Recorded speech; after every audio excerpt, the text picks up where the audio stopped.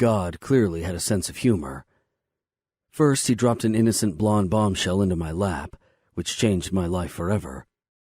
Never in a million years would I have guessed I'd fall head over heels in love with someone so innocent. But it happened. I corrupted her thoroughly. Quickly, too. I made her mine and never looked back.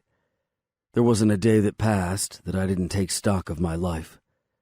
I was the luckiest son of a bitch in the world. Next thing I knew, we had a baby, Gigi. She wasn't just a kid, but one who had me wrapped around her little finger. She said, "Jump." My response, "How high, baby girl?" Gigi rocked my world. Seriously turned everything upside down. The moment she was born, nothing else mattered. I never knew that type of love existed until she came screaming into my life. It altered the way I looked at everything, making me more protective of my family than ever before. When she was just a tiny bundle, I'd sit up with her at night and rock her, telling her my hopes and dreams for her entire life. I had big plans, too. The kid was going to be president someday. Actually, she could be anything she wanted.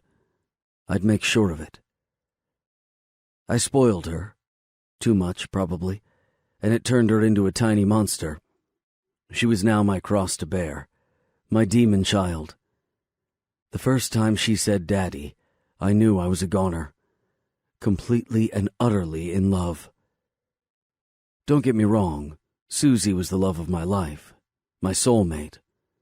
She was the one person who truly got me and understood who I was on the inside without judging me for my past indiscretions. She was the mother of my children and would always be the one who did it for me. When Suzy told me she was pregnant again, I was over the fucking moon happy.